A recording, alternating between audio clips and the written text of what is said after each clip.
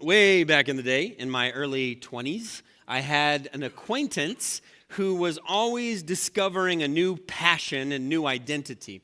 You may have a friend like that who is always trying out something new. For 1 week, they're into this hobby so much that they've bought the outfit and bought all the expensive equipment, and then the next week it's something else. And I had an acquaintance. I don't even know if I'd go as far as call him to a friend, but like that. He was always somebody different, and he would just go all the way in.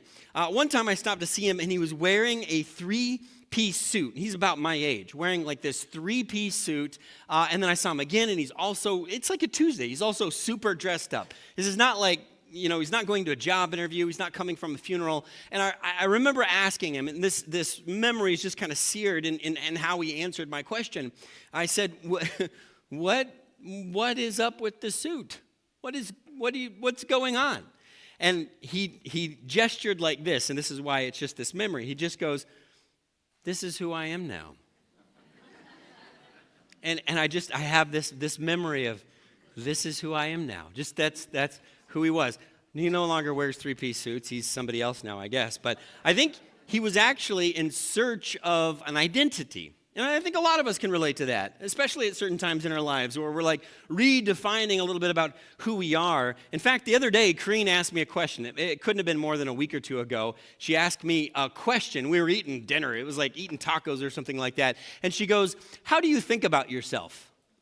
I'm like, what kind of, the grammar on that question doesn't make sense. How do I think about myself? Now, I'm a little nervous that on the other side of that is I'm doing it wrong somehow, however I'm thinking about myself. But she was just asking, how do you think about yourself? It's really too big a question for Taco Tuesday. But she was saying, do you think of yourself as a father? Do you think of yourself as a minister? She was wondering, how do I wander around the world navigating with my identity? And I said, well, I'll tell you, honey.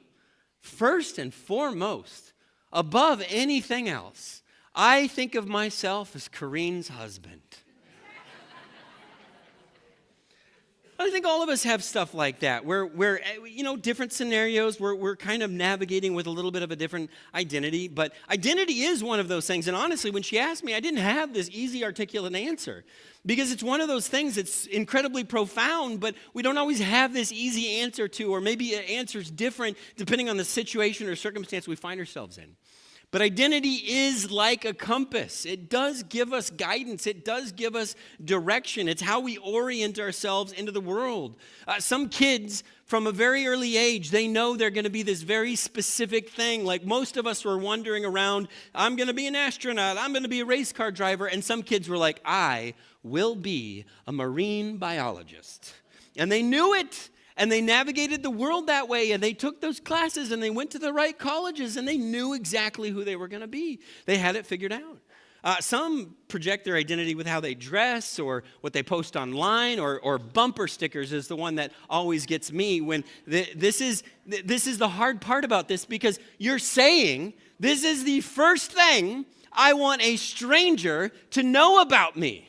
This is the first thing they're going to see if you're out in the world. You really, really, truly want a stranger to know that you consider yourself the mother of a dog? That's what you want? Or how about this one is, keep honking, I'm reloading. So what you're saying is, I have shot at you and missed. Please keep honking and give me more time. I don't understand why people, I don't do bumper stickers at all, but I don't understand why people do that. Why would you want to be advertising for a brand and you're not getting paid for? But it's how they navigate the world, I guess. Identity provides purpose and meaning and direction. It's what you say yes to. It's what you say no to. It's where you live. It's how you allocate resources. I'm in a weird stage in life where I'm young enough to have a seventh grader, and I'm old enough that several of my peers, my friends, are grandparents. Grandparents. And what's strange, I interact with them, I see their stuff on Facebook, that becoming a grandparent completely redefined them.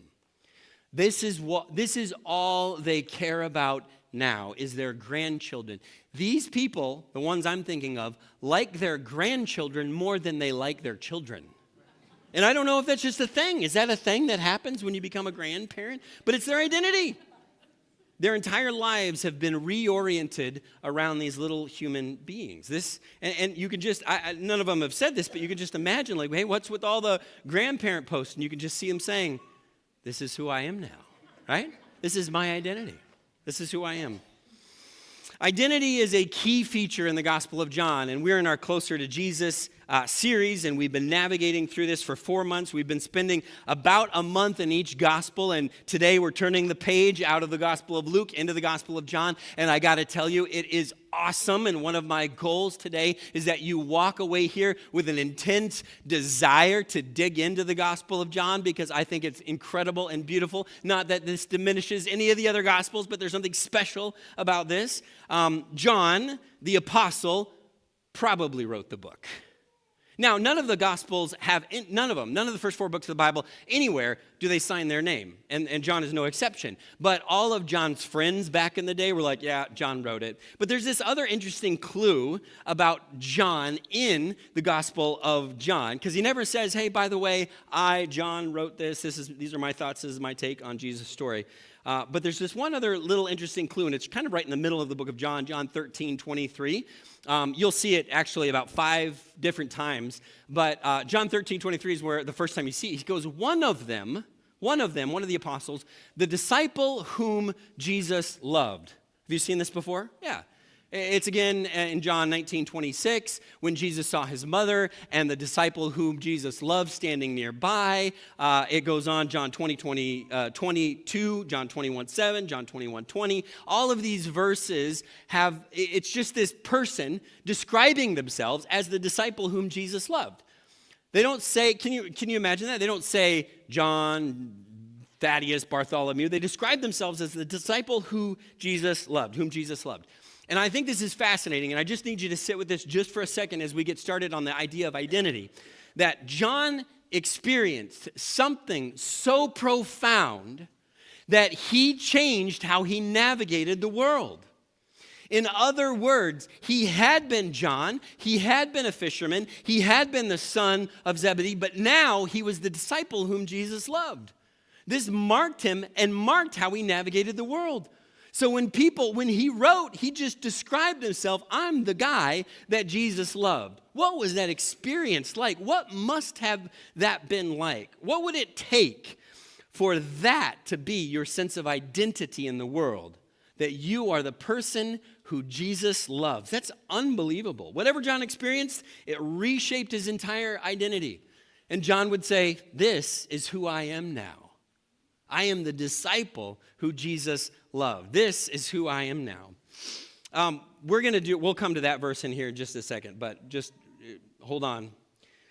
John talks about this idea of identity, and he talks about himself in light of that, but he says that he's changed, but he says that we can also be changed. And I think this is really crucial as you get into this gospel. He talks about the fact that this is who I am, but this is who you can be as well. And maybe that doesn't interest you right now, but I hope by the time we get done with this morning that maybe something about how John views himself and navigates the world is interesting to you and something that maybe you look for or long for. John wants to create this experience that he's had. He wants to create it for us. And we discover that that's his purpose when you get to the end of the book of John, in John chapter 20 and verse 30, where it says, now Jesus did many other signs in the presence of the disciples, which are not written in this book. So I didn't include a lot of things, guys, is what he was saying. But these are written so that you may believe that Jesus is the Christ, the Son of God, and that by believing you may have life in his name. I come from a generation that is marked, shaped, traumatized by one very specific movie. It's called The Never-Ending Story. How many of you seen The Never-Ending Story? I rewatched it not real long ago to see, was it as crazy and bizarre and moving as I remember? And if anything, it's more crazy and bizarre and I don't know, moving, but it's super weird. There's this really super odd dragon dog flying thing that is just inexplicable, and you don't know if you're supposed to like it or be terrified of it. It's just a strange movie. It's kind of had a resurgence a little bit because of Stranger Things. But anyway, the basic premise of the movie is there's this boy reading what he thinks is a fairy tale, but as he reads, he realizes that not only is the story he is reading true, but that he, the reader, is part of this story. That's the whole premise of the movie. And you get to the end, and he plays a role. He has a role to play in the never-ending story. And it's like, it really captures the imagination, like this thing that is I thought was a fantasy could be real, and I actually have a role to play. And I think something like that is happening in the book of John, in this verse. As John is writing and as he gets to the end of his narrative, he stops the story and he turns to the camera and he says, I could have picked a bunch of stories for you. There was all kinds of things that happened. There was a ton of other things that could fill all the books and all the libraries in all the world.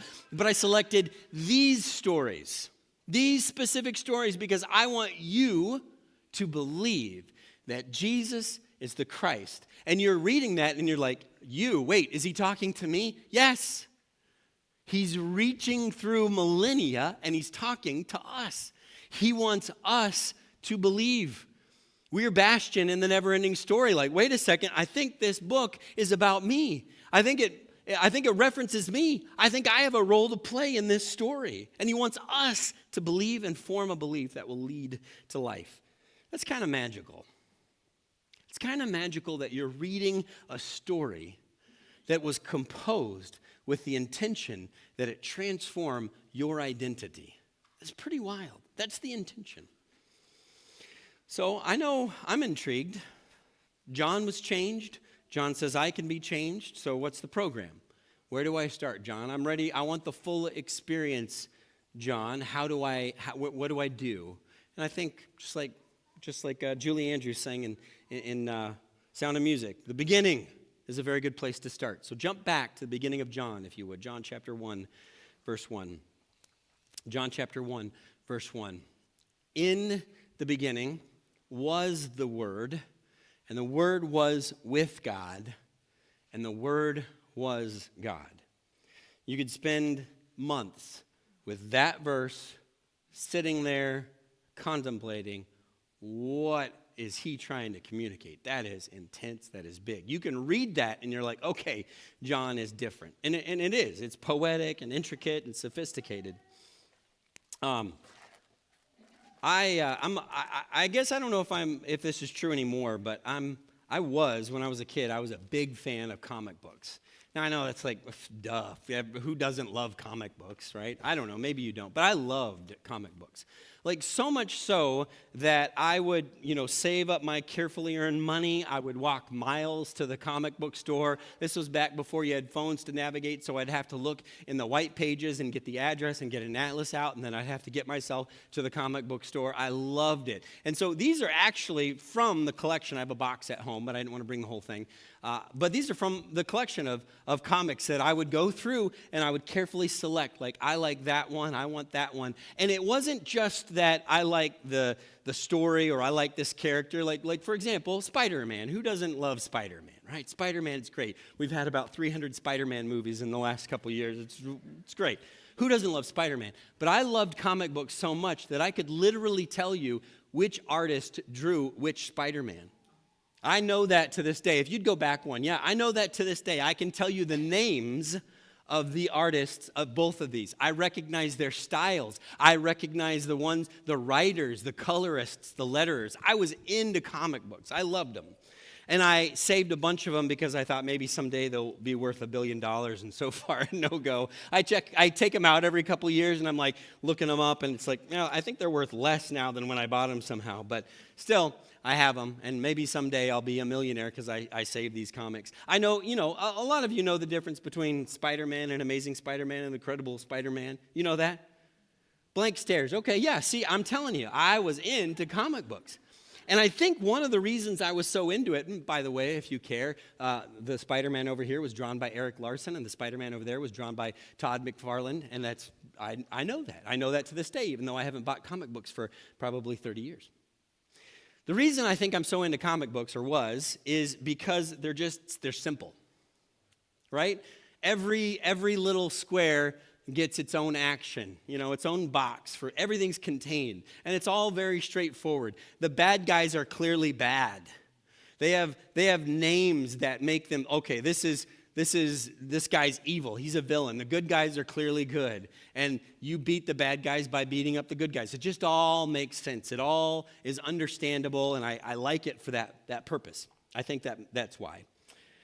I want you to contrast the idea of comic books with fine art. I want to show you a picture of an artist by the name of Ford Madox Brown. And this is a painting. Any guesses of what this is a painting of? Yeah, Jesus washing the disciples' feet. This is very different than a comic book, sort of. I think they're actually in the same world, but this is kind of different. This painting actually took him 4 years to complete. And I can imagine it would take most of us about 3,000 years to complete because we just don't have the talent to do that. From 1852 to 1856. Now, it's a famous story. It's actually a story found only in the Gospel of John. And at first glance, you see that, and it's just one frame, kind of like a comic, and we get the story, right? It's Jesus washing the disciples' feet. We get it. We understand what's happening. Jesus, he's got a halo. Check. That's probably Jesus. Peter, I guess he's an old dude, according to this guy. Check. His feet are getting washed. Check. I got the story. Move on. Let's go to the next painting in the museum. But there's so much more. For example, look at some of the apostles in the background. They're all having different reactions. You see the apostle over here, he's curious, he's intrigued, he's leaning over Peter's shoulder to see what's going on. But look at the apostle who's holding his head in his hands. He's scandalized by what's happening because what Jesus is doing is shocking. It's wild that Jesus would do that. So they're all having a different reaction. And I think that's probably true. I think all the apostles would have reacted differently to what was happening. But even Peter there in the foreground, he probably wasn't an old guy. But Ford Madox Brown chose to portray him that way, and that's fine. But even his body language, do you sense in his body language that there's no like, Jesus, you must serve me? There's sort of a humility. He's allowing it, but there's sort of like a diminishment in his body language as he allows Jesus to wash his feet. I see resignation, and of course from the story we know that was true as well. But then really intriguing, how many of you picked up on this guy over here on the right? You see that guy over on the right? Who is that? Well, I wonder, who is that guy? Because there's something different going on with that guy. Is he unlacing his sandals? Yeah, he is. He's taking off his sandals. Everybody else is scandalized. Peter's resigned, but this one guy is like, I'm next. I call next. Who is this guy? And is that a bag in front of him on the table? Well, what could be in that bag? Could it be 30 pieces of silver? Could that be Judas? Could Judas be sitting there saying, oh yeah, I deserve to have my feet washed by Jesus? What entitlement. And you can see, now that could be me reading in the story, but you see there's so much complexity. As you sit and ponder this picture, there's so much going on. I even see, I don't know if this is true or not, but even Peter's sandals there to the side, I see them kind of like flung off as if he's in a hurry. He's not carefully placing them. Ford Madox Brown has put so much thought and detail into this work of art. All this information is in one image. It's not big frame by frame, boom, pow, like a comic book. It's layers of subtle meaning, and it takes you time to sit there and look at it and to see what is he trying to communicate through this art. And the more time you spend with it, the more is revealed. But you have to slow down and take it in. You have to look at it thoughtfully and carefully. And you have to use your brain as you take it in and say, what might this character be thinking or feeling or doing, or why would they react that way? How many of you are the type of person that tries to watch TV while scrolling on your phone? Right? Now, some of you are like, I admit that, right? That's fine. The rest of you probably don't realize you're doing it, but then you keep asking those of us who are paying attention questions that would be answered if you were just watching the show, right? Or I did this kind of stuff too, but a lot of students will try to do homework while watching an unrelated YouTube video. What do you think the quality of that homework is? Is it real good? No, it's half-hearted. And I think the same principle applies to the book of John. You can't skim it. You can't read it while you're also doing something else. It requires that we slow down and we take it in. We can't just absent-mindedly read, or we're going to miss the depth and the details. Let me give you just, if I can, a quick example right in this first chapter of John chapter 1, later in verse 45. Interesting story. Check this out. John chapter 1, verse 45. Philip found Nathanael. Now, Philip had been told by John the Baptist, like, hey, the Lamb of God is here. Philip found Nathanael and told him, we have found the one Moses wrote about in the law, and about whom the prophets also wrote, Jesus of Nazareth, the son of Joseph. He's the one. And then Philip responds, Nazareth? Can anything good come from Nazareth? Which tells you, what do we know about Nazareth? Nazareth is not a place where you expect influential people to come from. We don't have to know that. Nathanael, at this point, does not believe. It's kind of like being in a doctor's office, and I don't know if you ever look at their medical degrees that sometimes have hanging on the wall, like, oh, interesting, they got their medical degree from, wherever. But if they got their medical degree from, like, Uncle Bob's dentistry and HVAC or something like that, you'd be like, I don't know. I'm not sure I want to go to this dentist. And Nathanael's having that same reaction. I'm not sure I want a Messiah that's from Nazareth, okay? I'm not sure that I want that. So he doesn't believe. And Philip says, just come and see. Just come and see. Come on. When Jesus saw Nathanael approaching, he said to him, here truly is an Israelite in whom there is no deceit. Well, that's an interesting, that's a weird way to meet somebody. Right? Try to do that at your next work gathering when somebody introduces you. Oh, an accountant in whom there is no deceit. You'd be like, what are you talking about? So we should highlight that. We should slow down. That's a layer of meaning. There's something there that we need to dig out. Well, some of you know this. You know just by reading it. Even if you don't know, you know. So when Jesus saw Nathanael approaching, he said of him, here truly is an Israelite in whom there is no deceit. Israel. Where does the name Israel come from? No wrong answers. Jacob, thank you. And Israel comes from Jacob. Jacob was born. He was kind of mixed bag. And when at one point God redefined him, gave him a new identity, and his new identity was Israel. Now, what was Jacob's real problem? What was he really known for early on in his life? Deception. Yeah.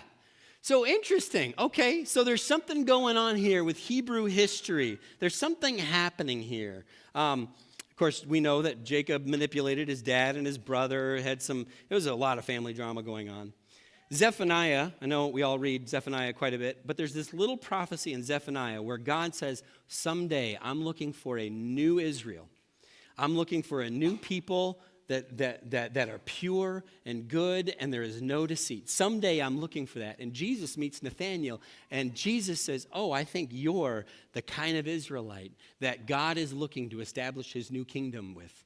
And Nathanael knows this, and Jesus knows this, and look at Nathanael's response. He says, verse 48, how do you know me? How do you know me? He asked. And it's funny, he didn't say, oh, I'm a little deceitful. I guess he accepted it. How do you know me? And Jesus answered and said, I saw you while you were still under the fig tree before Philip called you. And look at what happens at verse 49. Then Nathanael declared, Rabbi, you are the Son of God. And you're like, what happened? He went from not believing to believing. Why? Because he said he was an Israelite in whom there was no deceit, and he said, I saw you? Well, okay, I get, that's quite the reaction, but one of the things is, how would Jesus have known he was sitting under a fig tree earlier?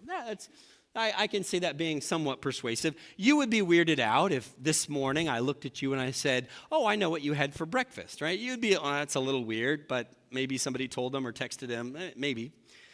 But the other thing about this is that it's a common prophetic image that every Israelite would someday be given by God their own fig tree to sit under in the new Israel, in the new Jerusalem, in the restored kingdom. And whatever it is, Jesus said the right things to him in this text to convince him that he was the Son of God. And Jesus says in verse 50, you believe because I told you, I saw you under the fig tree?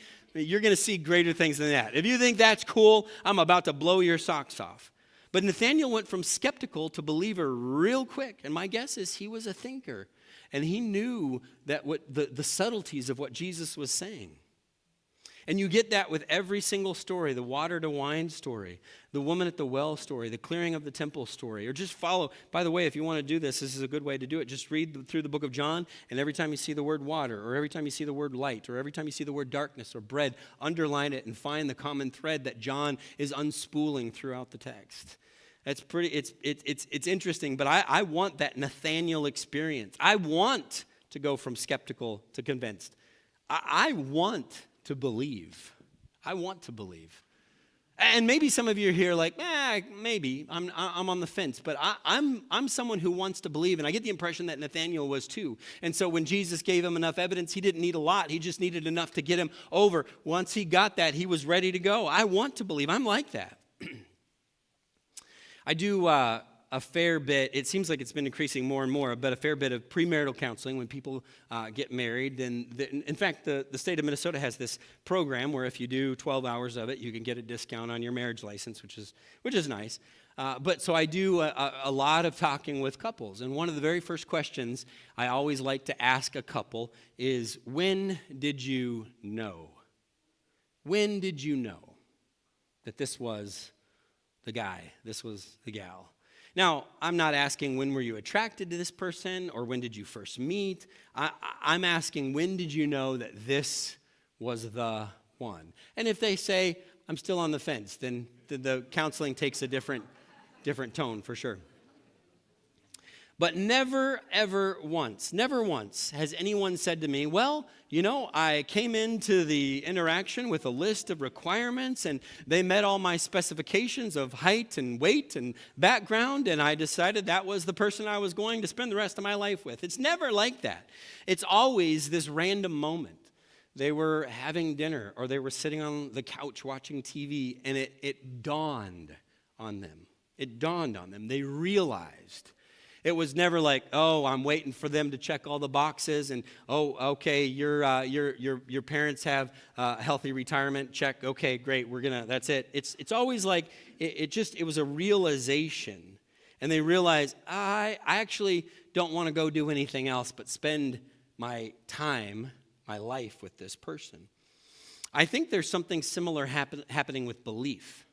Because people, I love, and some of you do too, love to weigh the evidence and come to a logical conclusion about all of it. Like a judge making a ruling. I take it all in, scientific evidence and philosophical evidence, and I just take it all in and I make a ruling. But in my experience, that's not really how people come to belief. Instead, belief sort of dawns on them. I think people just sit there and they realize, I'm really compelled by this person of Jesus. I'm really intrigued by them. Man, I don't know that I think he was just a guy. I did, but I don't know that I think that anymore. I want to know more. I want to be around people who are following him. I want to ask questions. I want to dig deeper, and it just somehow eventually dawns on them, oh, wait, I believe in Jesus. I'm surprised as anybody. I believe in Jesus. And so my encouragement is that we accept John's invitation to go for a ride of belief and to take in what John is offering through these stories. I want to close by reading a quote from an atheist. And it's not like making the atheist look bad. I'm not trying to do that at all. I actually think there's a lot we can learn from all kinds of people. But this is a quote by a guy named Thomas Nagel, and to me, he's sort of a thinking man's atheist. There's these combative atheists, they're just like, they just want to fight. And this guy seems more thoughtful and reflective because there are a lot of bad reasons not to believe. And Thomas Nagel kind of takes those reasons on. And it's just like he's saying, if you're going to be an atheist, let's be a good atheist. And so he writes with that in mind. It's pretty interesting. But he wrote something so relatable in his book called The Last Word that I was like, I totally resonate with that. That describes my experience. And I want to read this quote to you. He writes, I want atheism to be true. I'm made uneasy by the fact that some of the most intelligent and well-informed people I know are religious believers. It isn't just that I don't believe in God and naturally that I hope I'm right in my belief. It's that I hope there is no God. I don't want there to be a God. I don't want the universe to be like that. And I think what I would say, what resonates with me so much is that I want the universe to be like that. I want there to be a God. I want the world to be filled with magic and meaning imbued into the world by a supernatural power. I want there to be a better way than the way of so many people around us. I want there to be a promise of eternity. I want there to be a movement of people who are so filled by joy and grace that they leave a trail of goodness in their wake, and people look at that and say, that person knows something I don't know. I want that. I am not an objective observer just sitting here, well, I hope I take in all the evidence and that it's true. I want it to be true. Just like Thomas Nagel says, I don't want it to be true. I want it to be true. I want the universe to be like that. I want to believe. And John has an invitation for us, that we dig through his gospel and that we read the stories that he's chosen to present, and that we figure out for ourselves, and maybe that belief will dawn on us, the kind of belief that leads to eternal life. We're going to close out with a song. I'm going to ask the praise team to come on back up, and we're going to sing a song together as we close. And I think it's okay for us to acknowledge that we want to believe, and I also think it's okay for us to acknowledge that we don't, and that we struggle, and that we'd like to talk with someone. All those things are good. And so if that's you, please make the choice to do something about it, because that's what it's all about. But I hope that as we sing, that we can acknowledge that there is something different about the world than the way it would be if God weren't who he is.